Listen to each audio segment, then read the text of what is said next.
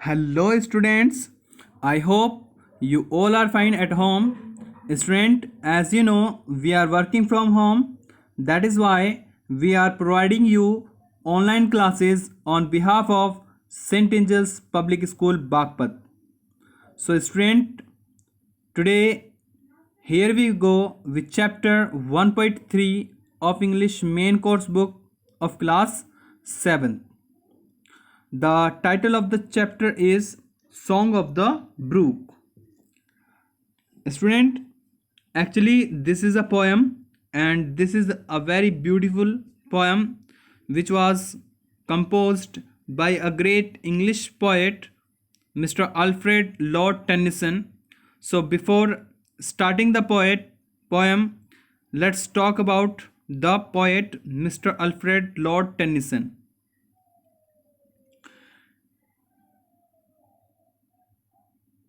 So let's talk about him. Mr. Alfred Lord Tennyson was born in 1809 and he was died in 1892, and he was poet laureate of Great Britain and Ireland.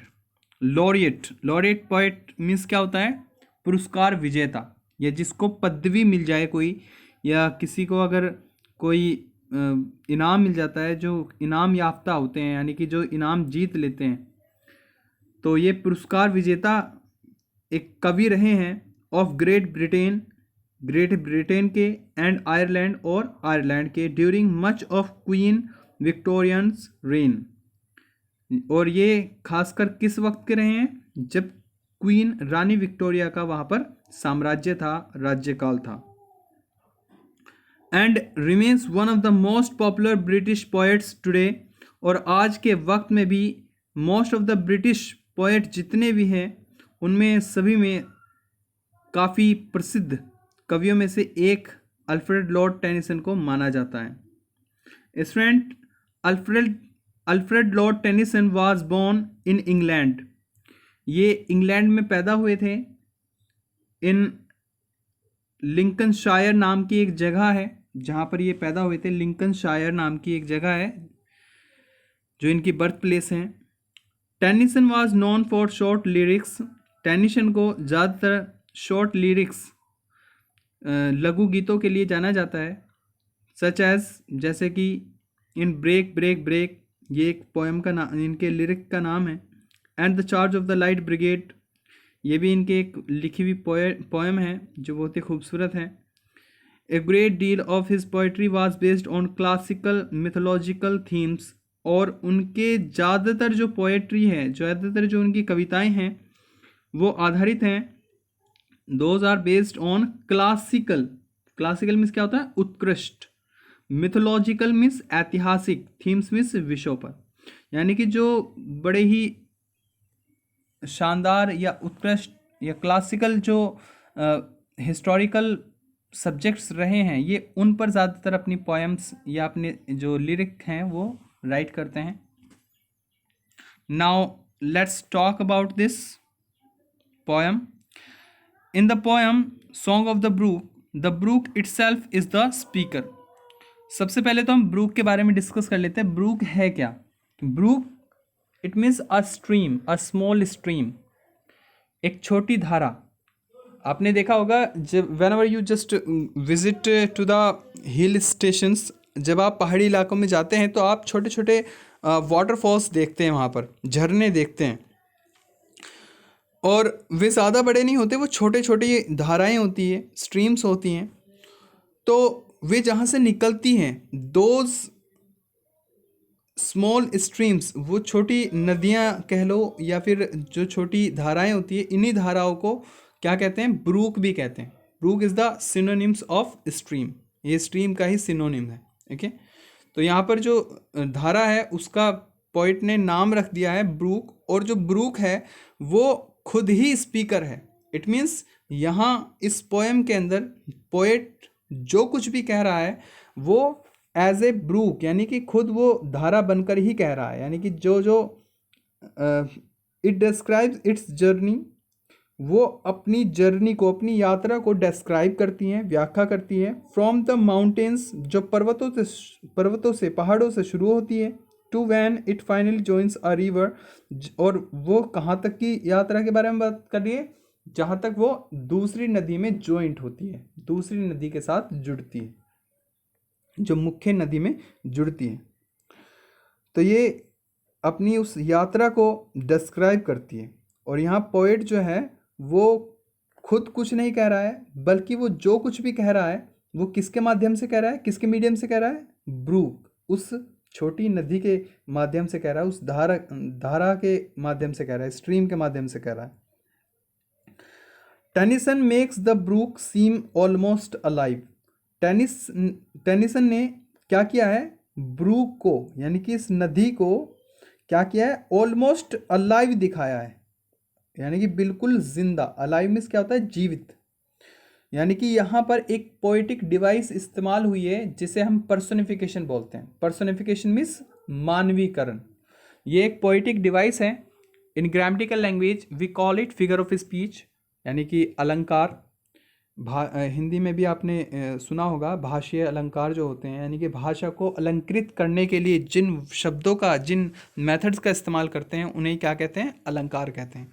यानी कि whenever just we want to make our language more attractive and beautiful then in those type of condition when we use any special word, any special phrase, that time we are using figure of speeches.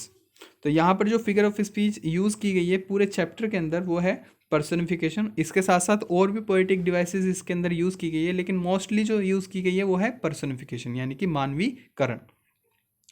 इसके अंदर जो Brooke है भाई, stream जो है, जो नदी होती है या कोई धारा जो होती है, वो एक नॉन लिविंग क्रीचर के अंदर आती है, यानी कि वो एक निर्जीव चीज़ में हम उसको काउंट करते हैं। लेकिन यहाँ पर पूरी जो पोएम है उसके अंदर जो बात कर रहा है वो कौन कर रहा है, ब्रूक, खुद वो नदी ही बात कर रही है। यानी कि वो अपनी यात्रा के बारे में बता रही है, जहाँ से उसकी शुरुआत होती है और जहाँ वो दूसरी नदी के साथ मिलती है, वहाँ तक की वो यात्रा खुद डिस्क्राइब कर रही है, अपने आप को बता रही है। तो वो बात इस तरीके से कर रही है जैसे कोई एक लिविंग बीइंग करता है, कोई जीवित व्यक्ति करता है। तो यहाँ पर कौन सा फिगर ऑफ स्पीच यूज किया गया है, personification. He also compares the journey of the brook to the life of a human being. और जो स्पीकर है वो इन वर्ड्स के जरिए जो ब्रूक की जर्नी है, ब्रूक की जो यात्रा है, उसको कंपेयर करता है, उसकी तुलना करता है with the life of human being, मनुष्य, मानव जीवन की जो यात्रा होती है, मानव का जो जीवन होता है उससे कंपेयर करता है ब्रूक के जीवन को। और वो किस तरीके से करता है, लेट्स सी, देखते हैं। Students, we are going to explain the poem according to stanza, so please pay attention here. I have already told you about the brook. मैं पहले ही आपको ब्रूक के बारे में बता चुका हूँ। ब्रूक क्या होती है, ब्रूक एक स्ट्रीम है। क्या है, स्ट्रीम है, यानी कि धारा है जो कहीं भी, किसी भी पहाड़ी इलाके में कहीं एक जगह से निकलती है और वो धीरे धीरे अलग अलग रास्तों को तय करते हुए आखिर में मुख्य धारा के साथ विलीन हो जाती है, मुख्य धारा में मिल जाती है। सो लेट्स सी, देखते हैं किस तरीके से। आई कम फ्रॉम हॉर्न्स of coot and hern. I कम, यहाँ पर आई जो है, आई कौन है, आई इज द स्ट्रीम, वो नदी, वो धारा ही अपने आप को डिस्क्राइब कर रही है आई के कह के, यानी कि यहीं वो पर्सोनिफाइड किया गया है, इसको मानवीकरण किया गया है इसका। तो ब्रूक कह रही है, जो नदी की धारा है वो कह रही है कि आई कम, मैं आती हूँ, फ्रॉम हॉन्ट्स। हॉन्ट्स मीन्स होता है विजिटिंग प्लेस। क्या होता है, विजिटिंग प्लेस, यानी कि ऐसी जगह जहाँ पर ज़्यादातर फ्रीक्वेंटली विजिट किया जाता हो, बार बार जाया जाता हो। अगर आप कहीं बार बार जाते हैं तो आप क्या कह सकते हैं उसे, दिस इज़ माई हॉन्ट्स। तो आई कम फ्रॉम हॉन्ट्स ऑफ कूट एंड हर्न। कूट एंड हर्न ये दो प्रकार के पक्षी हैं, दो ऐसे पक्षी हैं जो ज़्यादातर वाटरफॉल या किसी नदी के पास रहते हैं। कोट एंड हर्न। हर्न मीन्स भी ऐसे ही पक्षी होते हैं, लेकिन इसकी जो स्पेलिंग होती है वो होती है HERON, यानी कि हेरॉन। इसकी रियल स्पेलिंग क्या है? हेरॉन। लेकिन यहाँ पर ये यूज़ क्या की गई है? HERN, हर्न। ऐसा किस लिए? क्योंकि जो पोएट होते हैं उन्हें एक लाइसेंस होता है, पोएटिक लाइसेंस उन्हें मिला होता है, जिसके ज़रिए वो क्या करते हैं, किसी भी वर्ड की स्पेलिंग वो चेंज कर सकते हैं। ये कहलाता है पोएटिक लाइसेंस। क्या कहलाता है? Poetic licence. और ऐसा वो क्यों कर रहे हैं? क्योंकि इनको राइमिंग मैच करानी है। जैसे कि हर्न और थर्ड लाइन के लास्ट वर्ड देखिए फर्न, हर्न और फर्न, तो ये क्या है? इनकी राइमिंग मैच हो गई है। तो पोएट जो कवि होते हैं उनके पास ये पोएटिक लाइसेंस होता है कि वो किसी भी वर्ड को मॉडिफाइड करके लिख सकते हैं। तो आई कम फ्रॉम हॉर्न्स ऑफ कूट एंड हर्न, यानी कि मैं कहाँ से आती हूँ? मैं ऐसी जगह से आती हूँ जो विजिटिंग प्लेस है, जहाँ बार बार आया जाया जाता है। किसके द्वारा? कूट और हर्न्स के द्वारा। यानी कि जो जल पक्षी हैं, जो बत्तखें हैं या बुगले जो हैं, वो यहाँ पर बार बार विजिट करते हैं, यहाँ पर बार बार आते हैं। मैं ऐसी जगह से बाहर आती हूँ। I make a sudden sally, I make a sudden sally. Sudden means अचानक से, और सैली मीन्स क्या होता है? सैली मीन्स होता है जंप और लीप, यानी कि एकदम से कूद कर या छलांग लगाते हुए आना, बाहर आना। तो वो कह रही है कि आई मेक अ सडन सैली, यानी कि वो जो स्ट्रीम है, जो ब्रूक है, जो नदी की धारा है, वो अचानक से छलांग लगाते हुए, उछलते हुए, कूदते हुए बाहर आती है। एंड स्पार्कल आउट, और स्पार्कल यानी कि चमकते हुए, क्या कर रही है वो? चमकते हुए बाहर की तरफ आती है। आप देख रहे हैं, you can see here in the picture कि जो पानी है, जो पानी का जो कलर है, दैट इज स्पार्कलिंग, वो बिल्कुल क्या कर रहा है? चमक रहा है। Out among the ferns, among the ferns, ferns means क्या होता है? आप देख सकते हैं जो इन दिस पिक्चर, जो नदी के बिल्कुल बराबर में जो हरे पौधे खड़े हुए हैं, all the green plants which do not have any kind of flower, that is called fern। ऐसे पौधे जिन पर कोई मतलब फूल नहीं आते, फल फूल नहीं आते, सिर्फ और सिर्फ वे ग्रीन प्लांट ही होते हैं, और वो अक्सर कहाँ मिलते हैं? नदियों के या नहरों के जस्ट बराबर में, उनके बैंक, उनके किनारे पर मिलते हैं। तो वो कह रहा है कि आई स्पार्कल आउट, मैं चमकती हूँ, मुझसे चमक पैदा होती है। आउट अमंग द फर्न्स, उन हरे पौधों के बिल्कुल बीच से जब मैं गुजरती हूँ तो मैं बिल्कुल अलग चमकती हूँ, मेरे अंदर अलग ही चमक होती है। To bicker down a valley, to bicker down a valley, और मैं बिकर मीन्स क्या होता है? टू मेक नॉइस या फ्लो नॉइसली, यानी कि क्या करती है कि जब वो नदी की धारा जो है वो बाहर आती है तो इट बिकर्स, वो बाहर तो आती है लेकिन शोर मचाते हुए बाहर आती है। डाउन, नीचे की तरफ, अ वैली, घाटियों के अंदर, यानी कि घाटियों में जब वो छलांग लगाकर पहुंचती है तो वो बहुत शोर मचाते हुए, बहुत ही ज़्यादा आवाज़ करते हुए आगे आती है। Now let's see what is happening ahead. आगे क्या हो रहा है? By 30 hills I Hari down. देखो यहाँ क्या कह रही है, ब्रूक जो है वो काउंट करके बता रही है। ये सच्ची में काउंटिंग नहीं हो रही है कि वो काउंट करते हुए आ रही है कि उसने इतनी हिल्स, वो कह रही है कि by 30 hills I Hari down, यानी कि लगभग 30 पहाड़ियों से, उसका कहना क्या है कि वो 30 पहाड़ियों से होते हुए नीचे जब आती है, आई हरी डाउन, तो उस वक्त जो स्पीड है, जो उसकी हरीडनेस है, वो बहुत ज़्यादा बढ़ जाती है, उसकी फ्लोइंग स्पीड जो है वो काफ़ी बढ़ जाती है। और स्लिप बिटवीन द रिजेस, और स्लिप मीन्स फिसलते हुए आती है, बिटवीन द रिजेस। रिजेस क्या होता है? जो पहाड़ियाँ होती हैं, जो पहाड़ियाँ होती हैं उनके जो स्लोप्स होते हैं, जो ढाल होते हैं, जैसे दो पहाड़ हैं, उन दोनों पहाड़ों के जो बीच की जो रिजेस होती हैं, यानी कि पहाड़ों की ढालों की जो ऊपरी लेयर होती है, उनके बीच में से मैं स्लिप होते हुए, उन पे से लुढ़कते हुए, उनसे स्लिप होते फिसलते हुए मैं आगे बढ़ती हूँ। बाई 20 थॉप्स।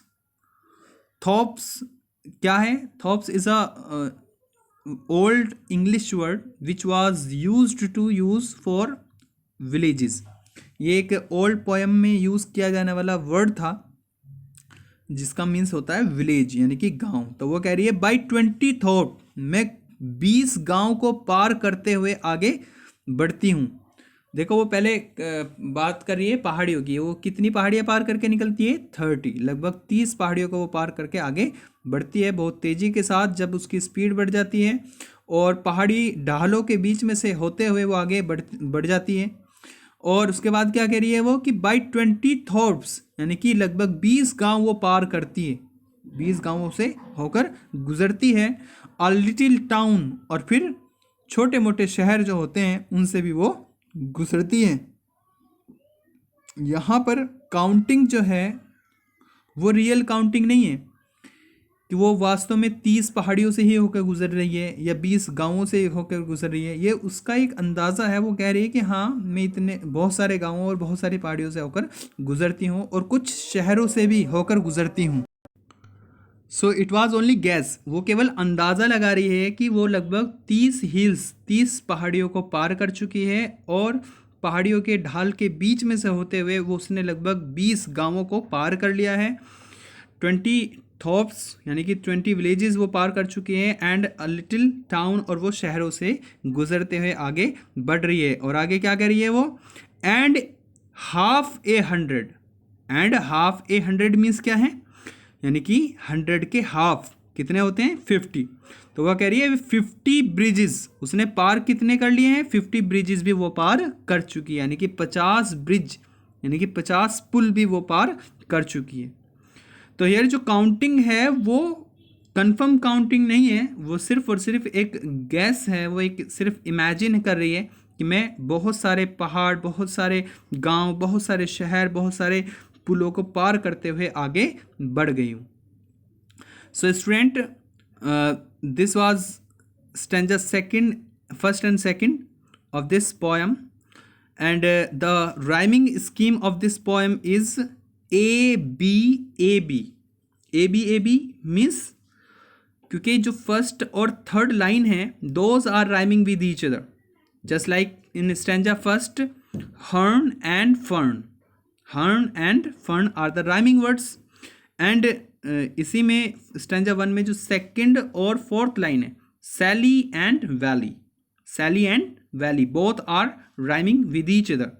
और उसी तरीके से स्टैंजा सेकंड के अंदर भी फर्स्ट लाइन जो है स्टैंजा सेकंड की डाउन और टाउन, लास्ट किससे हो रही है? राइमिंग मैच किससे हो रही है? डाउन और टाउन से।